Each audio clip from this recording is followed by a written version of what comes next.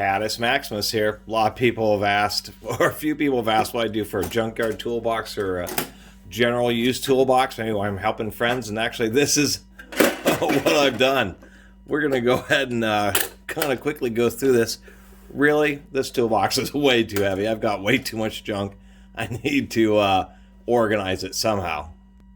But generally speaking, in a small toolbox like this, and this is indeed a Kennedy, they are pretty heavy duty for, or reasonable duty for this kind of work. A small toolbox like this, pretty easy to have most of what you need.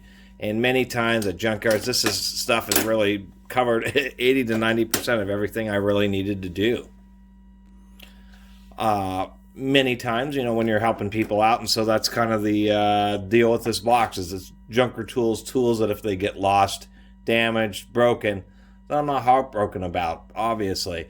And if I need something specialized, large, or something like that, you know, I'll come back and get the specific tools, and those are the ones I really make sure to keep track of. Let's get this out of the way. Obviously, claw hammer, some scrapers. We got a variety of pliers and screwdrivers in here. As a matter of fact, let's go ahead and do this the easy way.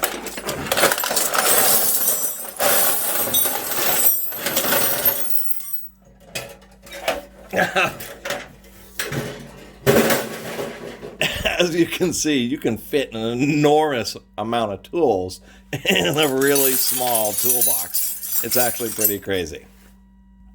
Probably the biggest lacking thing in this set is I don't have a whole lot of box wrenches, but these, you know, you have things like, you know, those cheap Pittsburgh ratcheting wrenches. This actually happens to be a Torx or a Star. This is a metric Allen key hex set. You know, a knife for just any kind of basic, you know, cutting duties. A couple ratchets.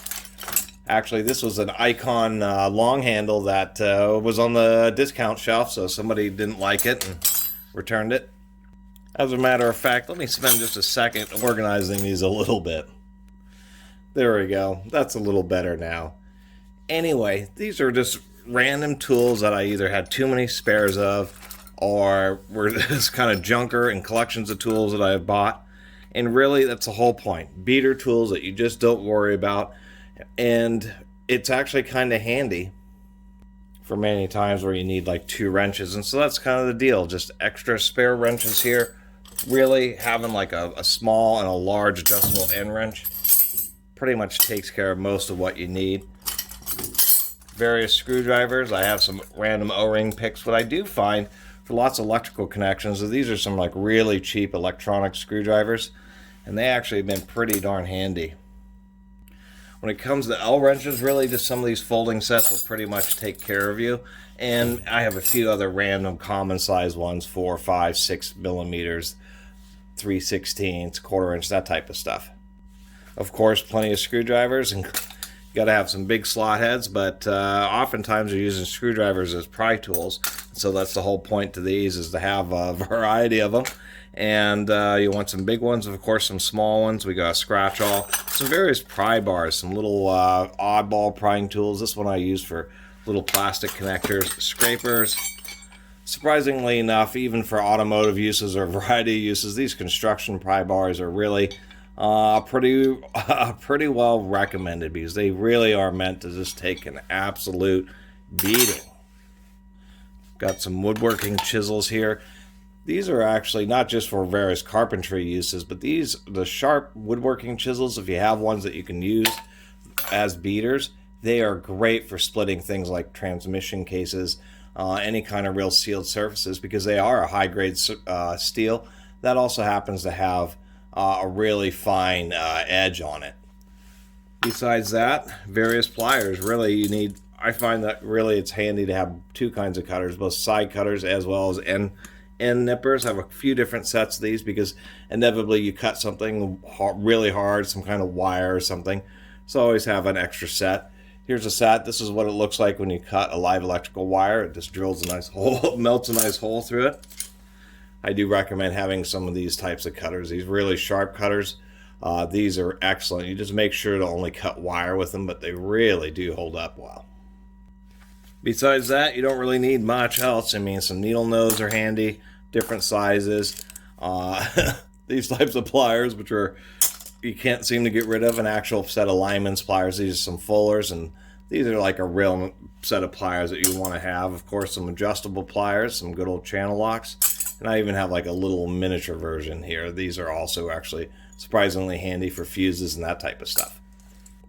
And really, like, say if I'm at a junkyard, I'm not carrying this heavy toolbox around. I already have an idea of what I need, and I usually just bring the few specific tools. Although I'll mention, I found this set of Stanley sockets. I've kind of beaten them up a little bit, but they're still not too bad.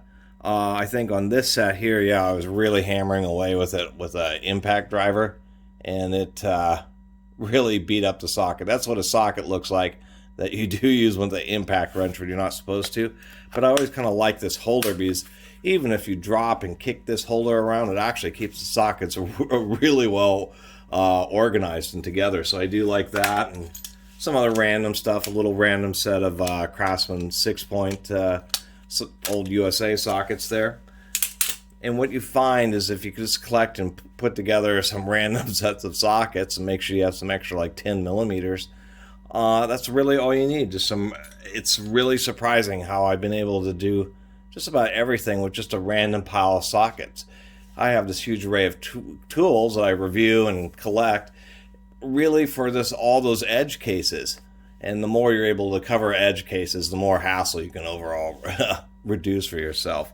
But really, just a tool like this amount of tools could be built up for $50, $100, and it'll just do everything. And then you can just get specific stuff that you really need. For most people, this would be more than enough tools. And really, a 1/2-inch ratchet. Really like these sliding T-handles because they're just so heavy duty. And if you're going to hammer on something, hammer that. I actually did pick up one of these Icon 3/8 breaker bars. And I did hammer on this one quite a bit. And it actually takes it pretty well. I'm pretty surprised. Really, and then I got this long flex head, and this is pretty much what I use for everything, for breaking lug nuts, whatever have you. I'm actually trying to see if I can't break it. And then, of course, the 3/8 ratchet, and then I just use a 1/4-inch adapter for when I need to use smaller sockets. So anyway, not particularly exciting in my utility toolbox, but just wanted to show people and answer a few subscribers' questions or viewers' questions about what I have in my utility toolbox. And really, it's just kind of random stuff, and just kept an idea. You just want to have a good mixture, and kind of wanted to show that really you don't have to spend much. You don't have to have a bunch of nice stuff. Just try to have just a better variety, and you'll usually be able to figure out how to get your tasks done with the tools that you have. It's amazing how many times I even thought, I wouldn't be able to get it done with this junk in this toolbox, and found a way to do it. Just because your head's wrapped around what you have in the box rather than maybe when I'm at home. Anyway, kind of an odd video, but figured I'd toss this one out there. Anyway, I really appreciate everybody who's been watching and subscribing. And if you haven't subscribed, please do. Until next time, Catus Maximus out.